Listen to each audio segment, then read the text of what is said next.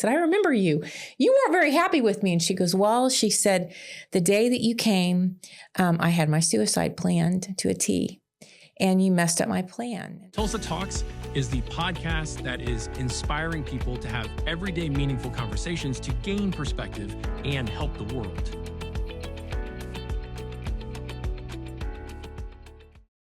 My mom was diagnosed with stage 4 ovarian cancer, and the doctor came in and said she's probably got about 5 months left to live.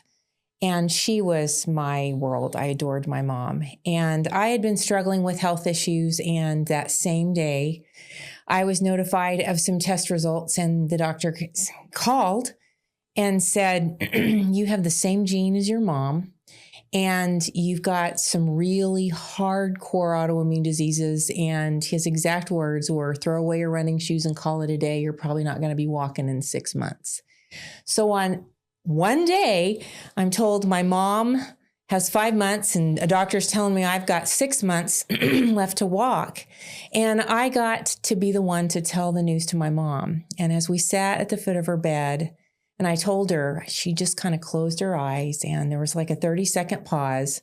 I'll never forget it. And she opened her eyes, and I think she was having a powwow with God. She opened her eyes and she said, Lisa, this is the best day of our life.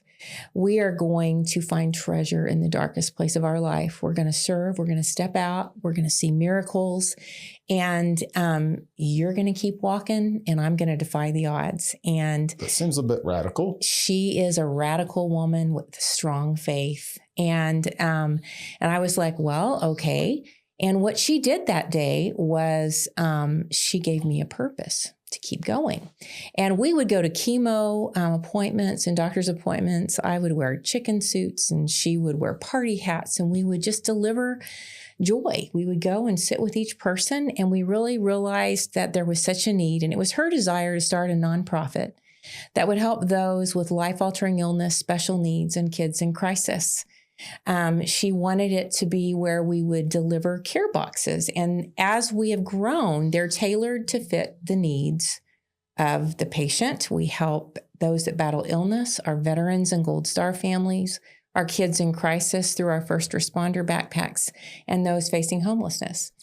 And so it just kind of grew. But what made it extra special was I had served and worked for a therapy dog organization as a puppy raiser coordinator, and knew how to get therapy dogs and service dogs trained. And we had 3 dogs that were therapy dogs. One of them was a bulldog named Mavis Pearl, and she was really the therapy dog at that same time all of this happened. And we incorporated that therapy dog work into what we do. And it was just miraculous what happened. And it started as joy in the cause, but through a series of different changes, it changed to Lisa Bain Ministries. And what I love, at first I was like, when the attorney actually wanted to call it that.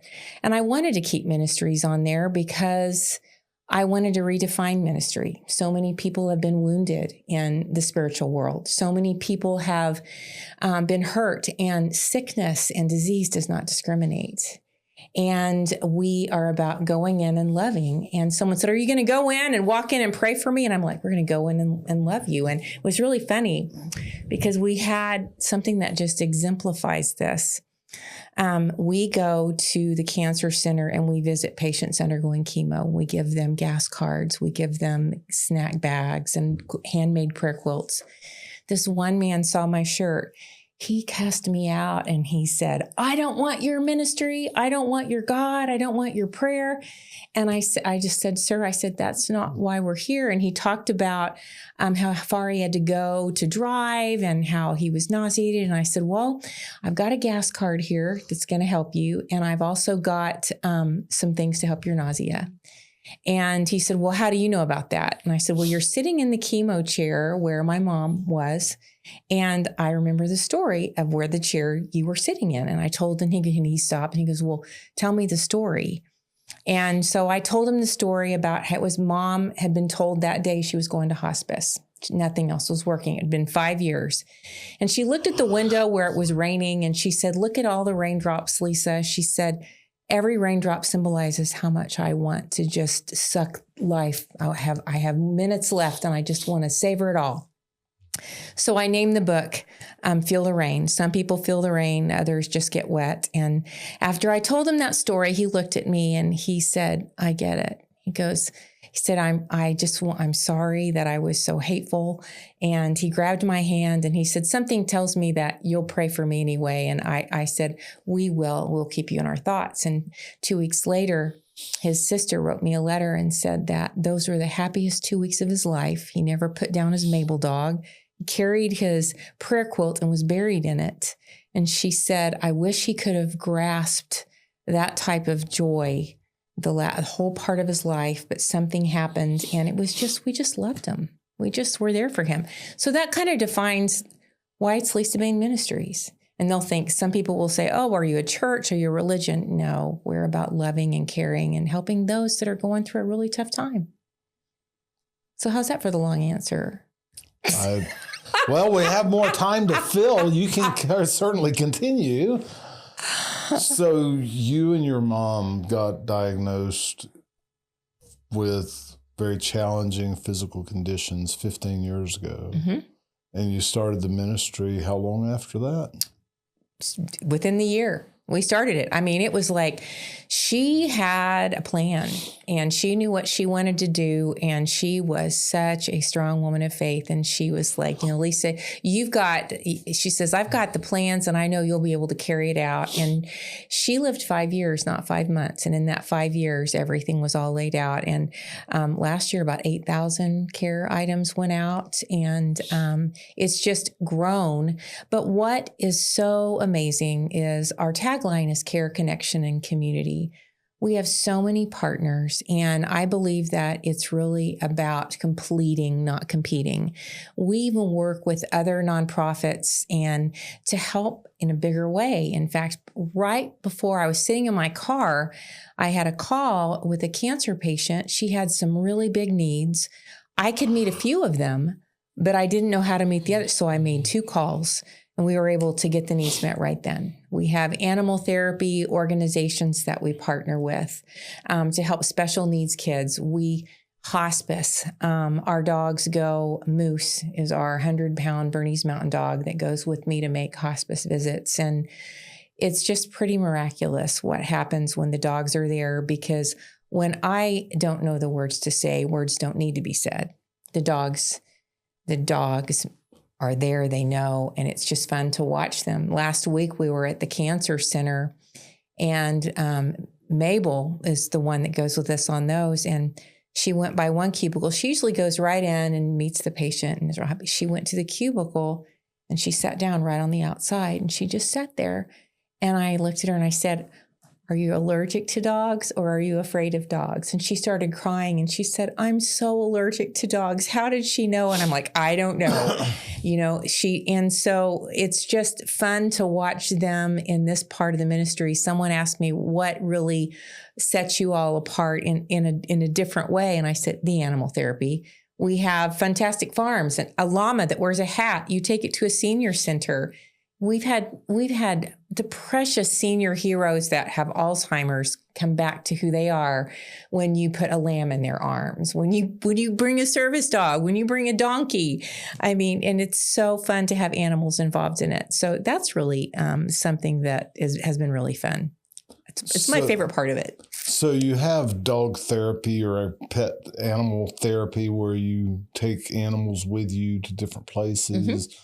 People's homes, retirement centers, and then you have these stuffed animals. The stuffed animals. They used to be stuffed Mavis Pearls, but now they're Bernese Mountain Dogs. Moose is a moose because if you saw Moose, you'd know why it's a moose. Moose is huge, but he is a gentle giant.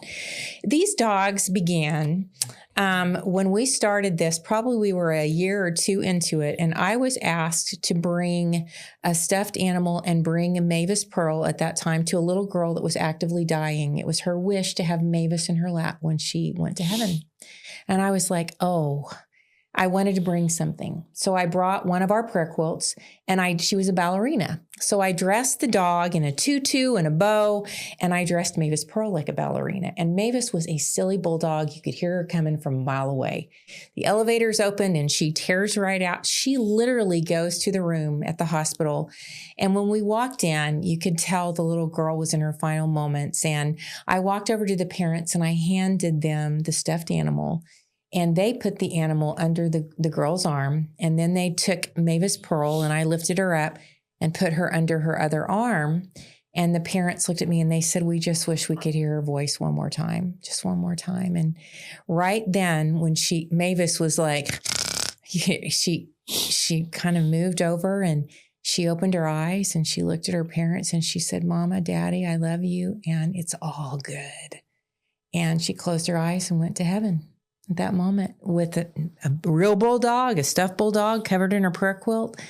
And it was such a pivotal moment for the ministry. And her parents came up to me and said, this is a part of your ministry. This is important. This is like your calling card. And she was buried holding her stuffed Mavis Pearl dog and covered in her prayer quilt. And it was that at that point, we have a stuffed dog in every care box and they're all sent out with a prayer and a blessing, just like our prayer quilts are, which about 300 volunteers have a part in all over the community. So, and so many of our volunteers are people who have walked through the journey or even received things that we gave. And they were so touched, they wanted to give back when they got through their journey. And it's so fun to see kids get a spark of purpose in volunteering. We've had fundraisers at schools where they've done the whole care box and they packed it.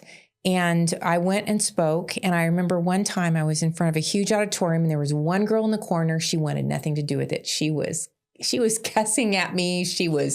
And they almost had to take her out. Well, 2 weeks after I came back to see how the fundraiser went, I had assigned the deliveries to these kids because it's one thing to get the care box. It's another thing for you to go and take it. You need to go out and give it and see what an impact it makes. Well, she was assigned to deliver one. And she came to me at 2 weeks when I came back. She goes, Miss Bain. I said, I remember you. You weren't very happy with me. And she goes, well, she said, the day that you came, I had my suicide planned to a T. And you messed up my plan. And she said, I did not want to do this. I thought it was stupid. And she said, I did it as a dare. And so she went ahead and did the whole project. And she was assigned to go to Children's, and she said, I walked in with my care box, and I sat on the bed, and this little boy had been throwing it from chemo, and he stopped, and his arms came out, he hugged me around the neck, and I made such a difference. And she said, in that moment, I realized I want to do this full time. So she's in medical school. And someone said, does 5 minutes of joy change a life? And I'm like, I see it all the time. And when you see kids serving and doing and in the community and they find their purpose through that I think was the powwow my mom was having in the 30-second pause. She knew what she wanted to do. That's why she said serving, stepping out, seeing miracles. So it's been fun. How old was that student when you interacted? She was probably about 17. So senior in high school? Mm-hmm.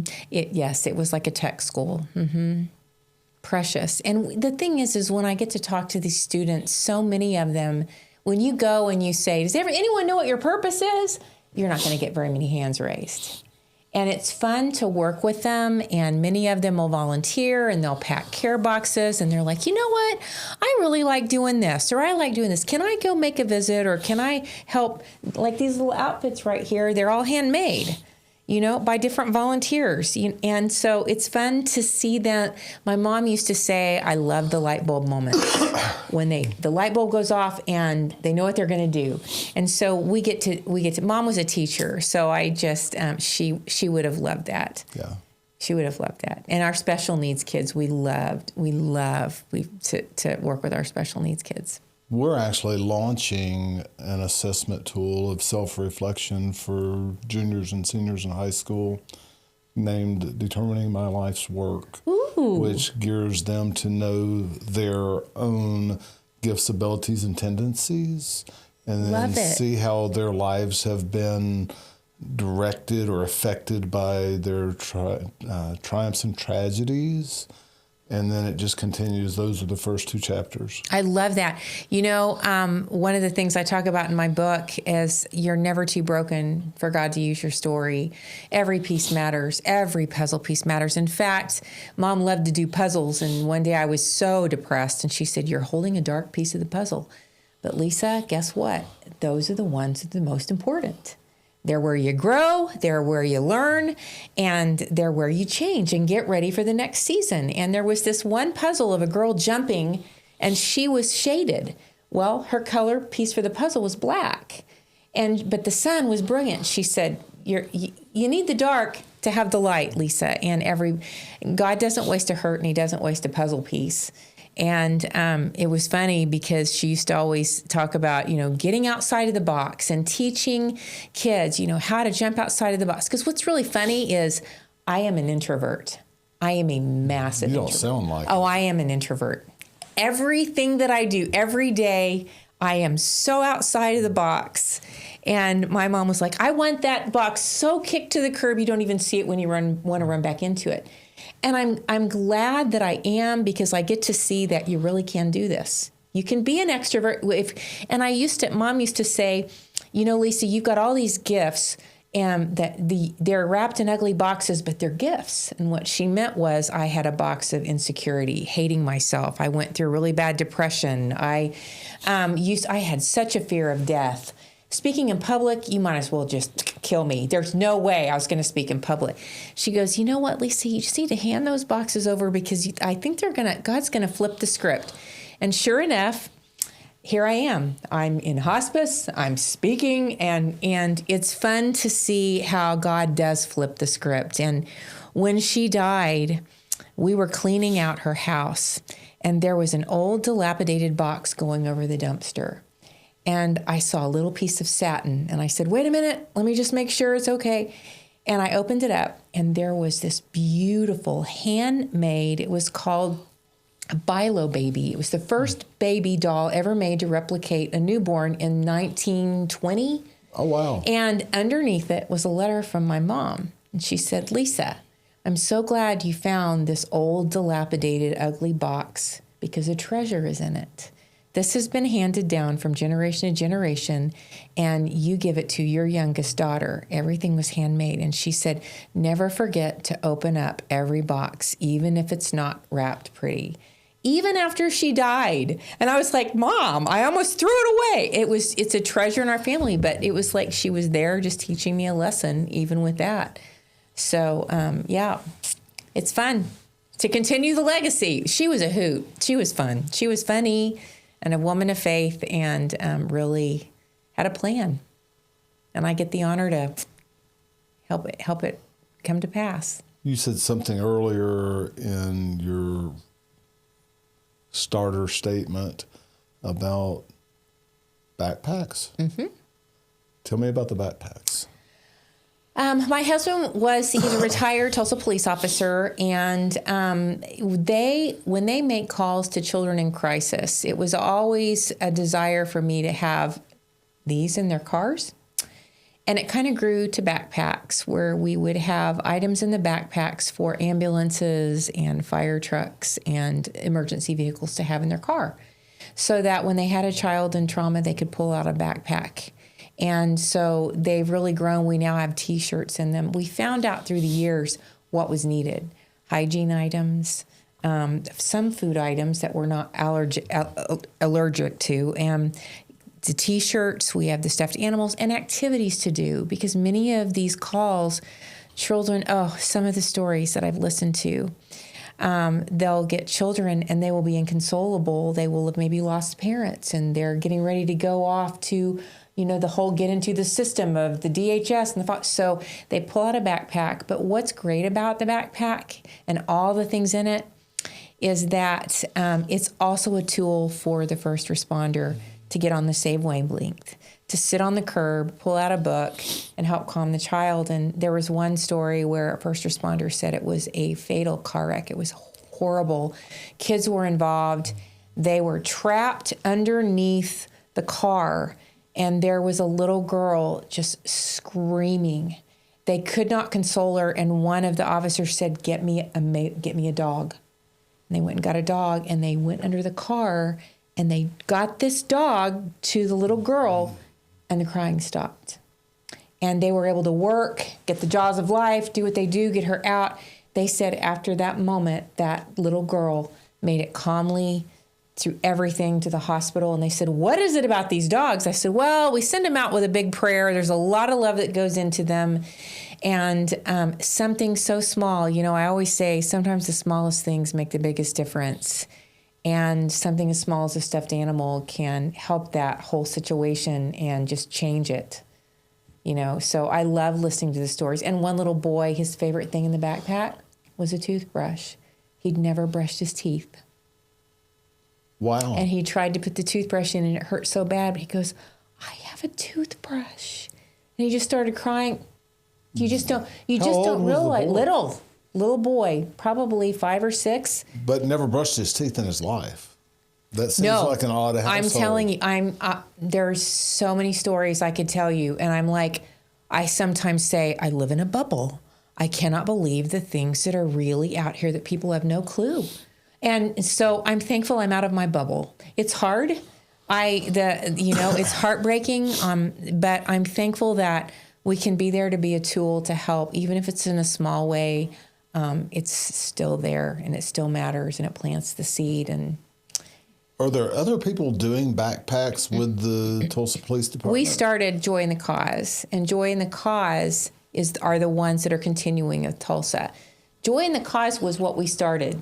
Okay. We named it when Mom and I it was Joy in the Cause. And about in 2020, the board of directors met with me and wanted to take it in another direction. And there were some things that I just simply couldn't compromise on. So you started it, you created a board of directors, and they wanted to take it a different direction. And my that bylaw seems like a real challenge. It was horrible. It was heartbreaking. It was one of the hardest things I've ever gone through, but it was actually the best. They're still going. We bless them, and they have the backpacks for the Tulsa, but we take care of the rural.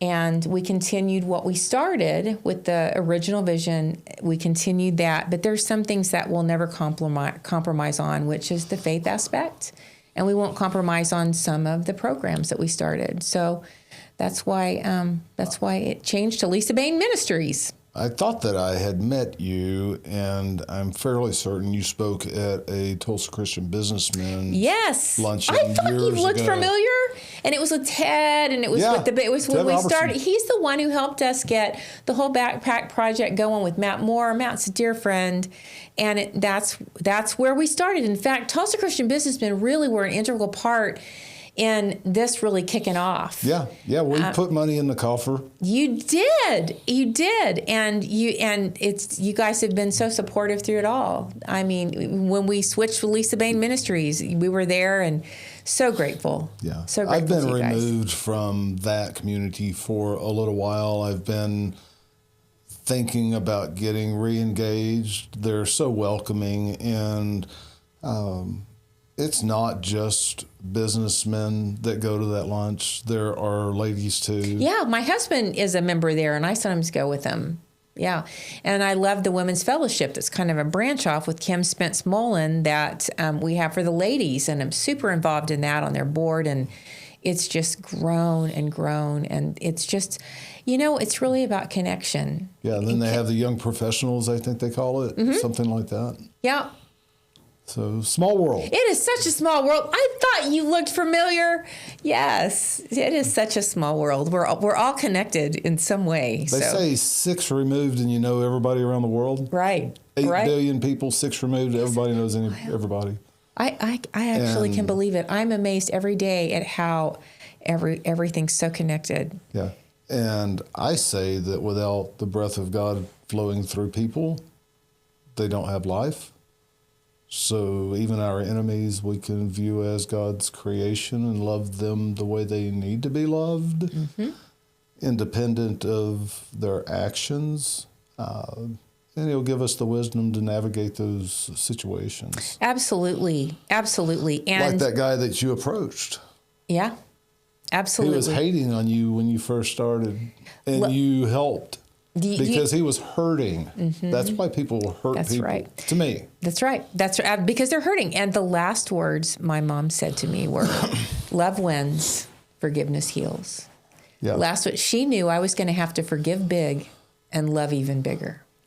And I'm thankful for every step that I've gone through in the last 15 years, the good, the bad, and the ugly, because it's all a part of the big picture. Yeah. And there are a lot of good, the bad, and the ugly. And when you can look at those mean people as, so many times I've gone in and just had people just hateful. But you know what? I'll go in and I'll give them a dog and I'll just say, you know what?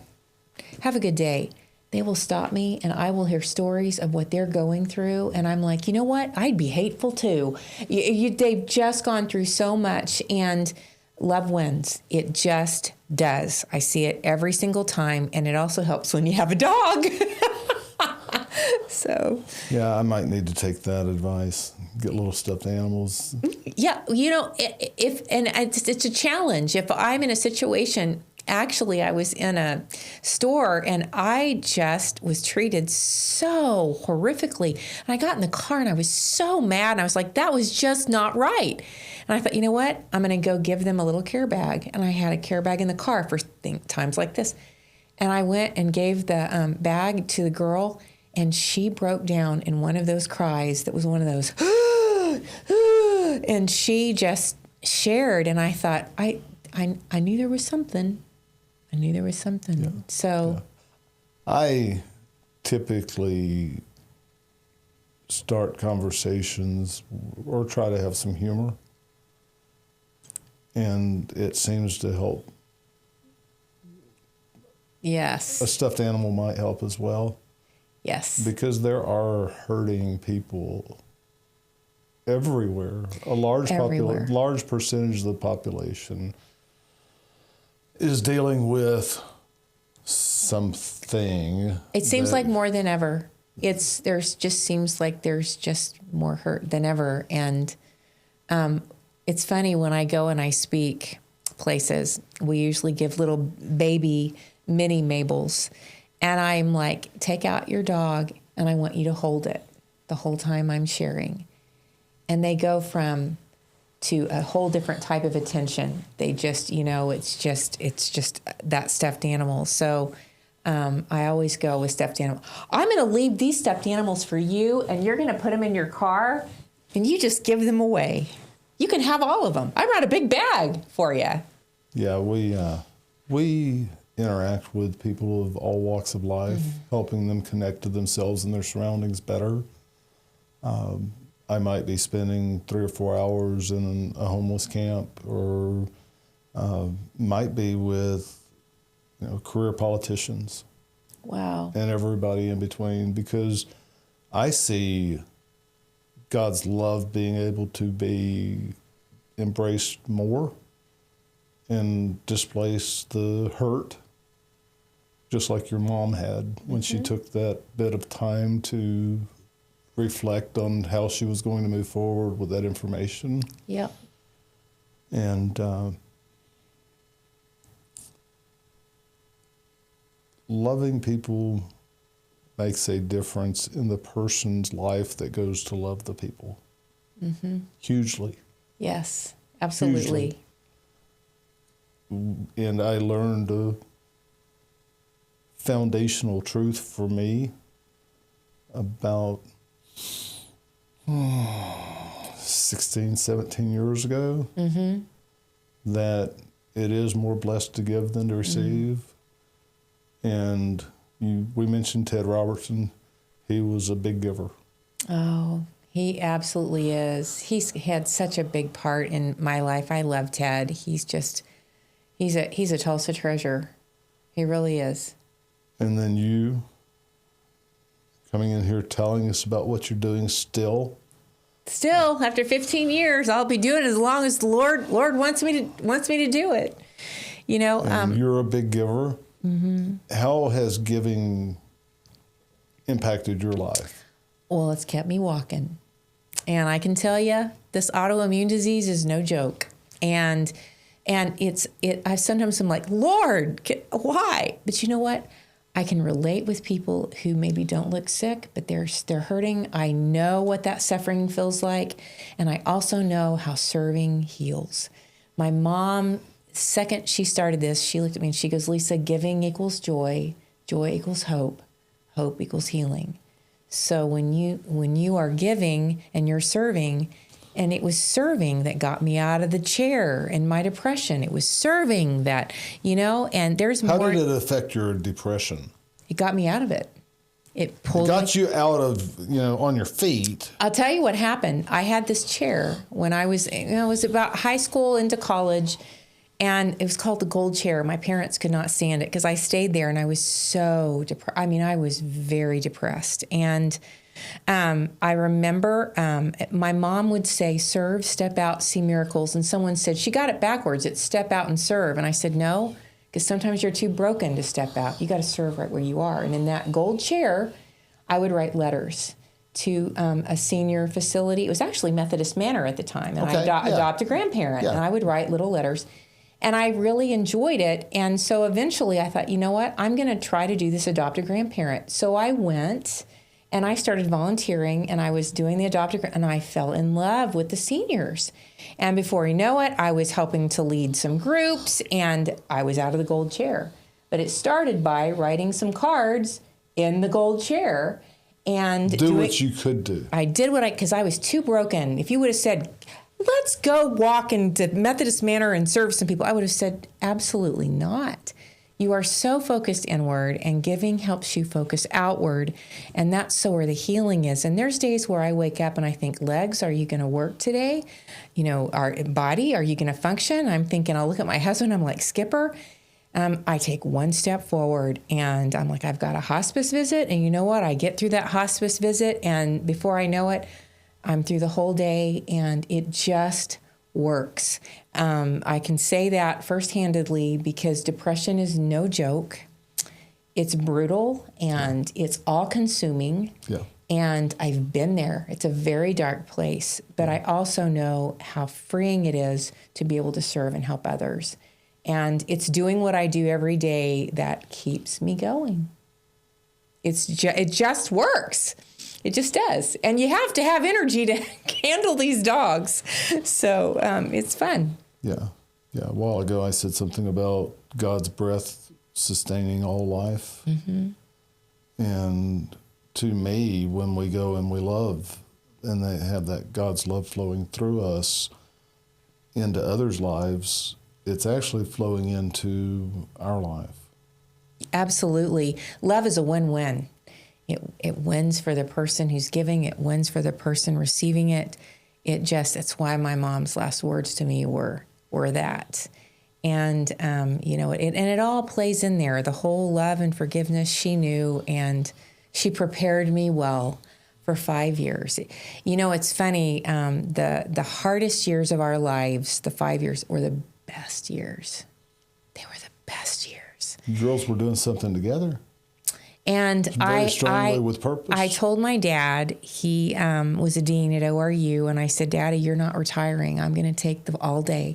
You're going to take the nights, and I'm going to do the days. And I'm so thankful I did, because I got to go to all Mom's chemo appointments. It's where we did everything. It's where we planned. It's where we saw just amazing miracles, where we went with the dogs, and she had always wanted us to visit the little lighthouse with the dogs, and we do. And she got to see it all. Y'all still go to the little lighthouse? Mm-hmm. Yeah.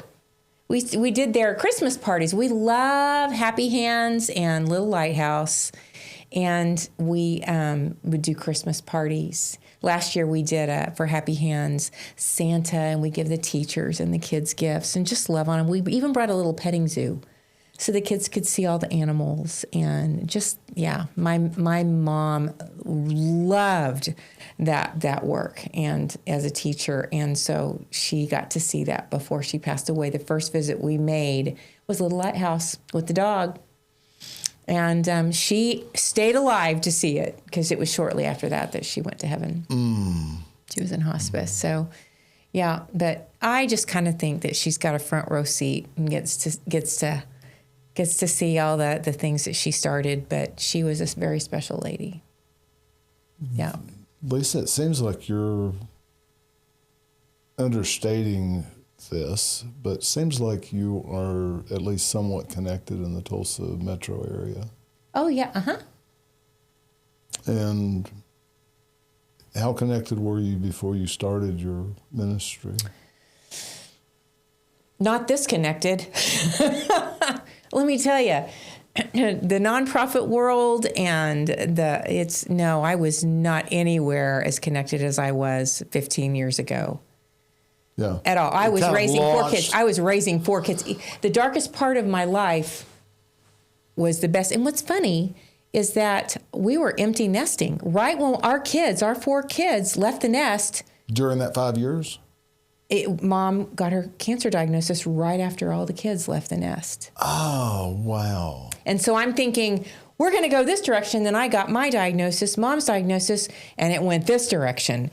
But you had time where your children were raised. Oh yeah, they were raised. They were good, doing their path. They were all two getting married, and they were, but the last Sounds like one that's left. a reasonable timing. Yeah, but I wasn't thinking we were going to be battling cancer and autoimmune disease. I was thinking, another plan. But you know what? This plan was so much better. It was so much better. Even though it was cancer, and my mom, when the last week of her life, she said, "Oh, I'd do this cancer thing all over again, Lisa." And because I said, "Mama, why you?" And she said, "I'd do it all over again." Yeah. And, that's why someone said, do you ever get angry about your autoimmune? And I said, you know what? You know how many doors the Lord has opened for me to be able to understand what this is like for people? Yeah. Because someone will say, Lisa, you're never sick a day in your life. And I felt like saying, you didn't see me this morning. Everybody has something. And it's amazing how our hard places are a manual for someone else's healing. And the tough stuff that I've gone through, if you would have said when I was in that gold chair, you're going to be talking about this someday and helping someone through their depression and someone else through I would have said, no. But you know what? I do it every day. Yeah. And God, and I love kintsugi artwork, the Japanese pottery where they break the pottery. They fill it with gold, silver, and platinum.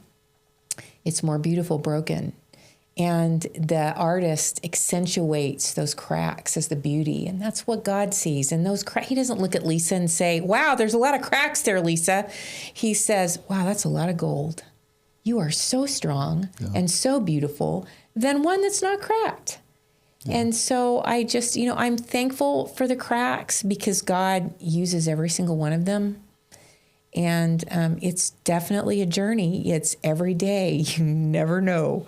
I wake up every day. My husband and I are like, okay, Lord, it's your day. It's let nothing today be an accident. And I tell you, the day will go south. It'll detour. But I look back and think, it was supposed to go that way. Oh, my goodness, that connection led to this. And so I love that part. I love that part about my walk with the Lord is when I start to think, Lord, this isn't working for me, he's like, because you're trying to do it yourself, So, yeah, you're stepping in the way. I'm stepping in the way, and I'm really good at that. You were talking about going through broken times in our lives, and that's where I think we find our foundation, our foundational truths that really resonate with who we are and show us who we are. And we've coined a phrase, equipped to love. So those broken spots in everybody's life of adventure that embraces God's transformation can very easily be seen as those equipping moments. I love that. I love that. You know, that's funny that you said that because it's so true. Because someone said, what was really one of the most pivotal points in your life? I said, when I was broken in a heap in the fetal position in the kitchen floor from the drive of being told that joy in the cause was going to go a different direction. And you wouldn't do that. You're too strong of a lady I to do fell that. I got home and I collapsed and I said, Skipper, just play my music and pray. In the kitchen. With my dogs. And I was there for a long time. And then I just felt the Lord say to me, would you get up? This is a divine intervention. I'm lifting you out of something you don't see because I'm getting you to where I want you. And this is part of the plan. You've got to write books. I've got this for you. And I just got, okay, let's do this. It's like he breathed and I needed that time. And it's funny because at church we were on a sermon called Praying Dangerous Prayers. And it was, we were on that week, it was on Lord Break Me. And I said, Skipper, I'm never praying that again. But I was broken. Yeah. But that's when everything changed. And the books were written and things just were on speed dial. But the Lord had to really get me to that complete broken place to know that this is his thing. This is not mine. Yeah. Do you have a theme song for your life? Oh, my goodness. You know, there's one song that it's funny because it's the song that I was listening to. It's a Gaither song. It's Sweet, Sweet Spirit. You know that there's a sweet, sweet spirit in this place. I heard that song and I felt like Mom was going to go through something hard. And I remember sitting on the curb listening to that song and I thought, but Mom's well. Well, 2 weeks later, she said, you know, I think I need to go to the doctor. And I was the one that pushed her to get the test that found her cancer. Had I not had that moment with Sweet, Sweet Spirit in this place, that song still, I can barely get through it without crying. But I would not be here if it weren't for the sweet, sweet Spirit of Jesus. I cannot do this life without him. Yeah. And so, yeah, there's so many I could pick, but that one just is the first one that came to mind. And when she was having her 30-second pause, and she woke up from her 30-second pause, the one that she started singing was, turn your eyes upon Jesus, look full in his wonderful face. And so I love that one too. We would listen to songs and they're all so special to me. And I listen to those hymns, those good old Gaither hymns I still have on my playlist and I listen to them and just love them. You don't have to answer any of the questions that I ask, but would you mind sharing what church you go to? Life Church. But we're actually members of First Baptist downtown with Darren Spoo. Okay. We're still members there. But we go to Life Church, and you know, can I tell a secret? We love to church hop and visit. A lot of churches, we love so many in the Tulsa area, but our membership is First Baptist downtown. Craig Groeschel is a little different flavor than First Baptist downtown. You know what? And when we were getting our kids through school, we went to Asbury for a while. Our kids got involved with Asbury. We went to Victory. We wanted to make sure our kids were plugged in. So we went where our kids were plugged in and admissions, doing their thing.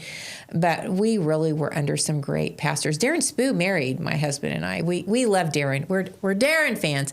We love Craig. Well, there's just so many great churches that we love. So I was wondering if you would know my song if I mentioned it.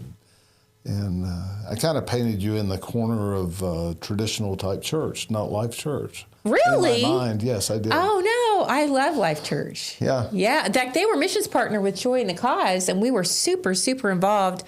Love their team. We went to the Jinx campus.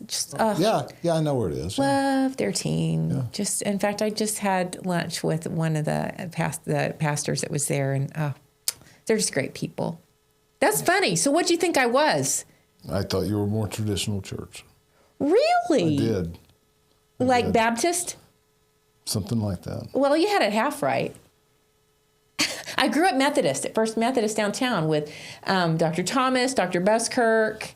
Mark Gregston was my youth pastor. That's where I really grew up, was at First Methodist downtown. Yeah. So you know Hillsong. Oh, yes. Oceans. When that song came out, that was a real pivotal point in my walk. And remember Darlene Check? Shout to the Lord. All the oh yeah. I used to listen to Hillsong on repeat. It's good stuff. You were talking about a book. I have a book. I have 4 books that I've written since that fetal position moment in the kitchen. Yeah. Yeah, actually, there's one it's better out here, and my story really is about coming from broken places, and this talks about that. How do you walk through broken? And this takes the steps. I speak a lot about this, and then the other one is Feel the Rain. It's really celebrating life's detours and stories that happened in these many years from what my mom and I went through that really show how the detours in life are really good things. They're not bad. They're divine interventions. Funny thing, you said earlier that there might not be detours from a certain perspective, that these things are what guide you into other people's lives. Oh, yeah. Connect you the way that they should connect. And if this hadn't happened, then that wouldn't have been. Oh, absolutely. They're just that the detours or divine interventions, or what we think is a detour, or, you know, and I've had times where I will, just a funny little story was I took the wrong exit. I was so mad I took the wrong exit. I was supposed to be with Moose. And when I turned to go the other way, there was this lady running in the middle of the street, and her dog, beautiful dog, had gotten loose and almost got hit by a car. And she was like, help me. And so I was like, oh my gosh, Lord, what do I do? I had my dog in the car. So I said, okay, Moose, we're going to get this dog. So I pulled over, got Moose out of the car, sat in the middle of the street. The dog came right to me, and I got the dog in the car. And I thought, well, if I wouldn't have made that wrong exit, they were so grateful. It was a beautiful dog. They left the gate open. And so, I watched him almost get hit by a car, and I was like, oh, Lord. So, that's just a little story of just how sometimes those kind of detours and the big detours in life, like cancer and autoimmune disease, God has big plans for. He's cool that way. He's real cool always. He is. I tell you, he's very creative. Yeah. Always, in all ways, is he just Mr. Super Cool? He's Mr. Super Cool. He's Mr. Super Cool. And he doesn't waste anything. And I always have to remind myself when I'm in the fetal position, there's good things going to come out of it. So, but that, you know what, that gives us such hope. Someone said, how do you have hope? I said, I have hope because, he doesn't miss a beat. He doesn't miss a thing. Even when I'm sitting here whining and complaining or I'm crying, he's one step ahead of me already knowing. And you know what? I'm going to grow from this. I'm going to learn from this. Every night, my husband and I say, what did we learn today? What did we learn today? If it was You're successful, there's nothing left to learn, right? Oh, man, is there a lot to learn. I am a work in progress. Boy, am I a work in progress. I keep the Lord busy. And there's, oh, boy. But I tell you, there's always something that we've learned. And it's usually in the hardest days. And we're like, okay, yeah, we really learned that. And I'm a little dense. Sometimes it takes me a few days to figure it out. Well, let me tell you, it's taken me longer than that before. It's those dark places. But what in the world was that whirlwind that I experienced or that I'm in the middle of? Yeah. You're on the black piece of the puzzle. You're holding the black piece of the puzzle. But the sun is coming. The sunshine is coming. Yeah. And you'll be stronger for it, better for it. So it's a wonderful journey, and it's a journey that ends in a hopeful place.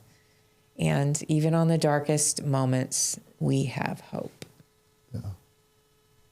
That sounds like a good concluding statement. That's a good concluding statement. We have hope. Giving equals joy, joy equals hope, hope equals healing. Hope leads to healing. Thank you for coming today. Thank you. It was a pleasure. We are here to help you discover or develop your passions, how you can use them, and why you exist. How can we help you help others better?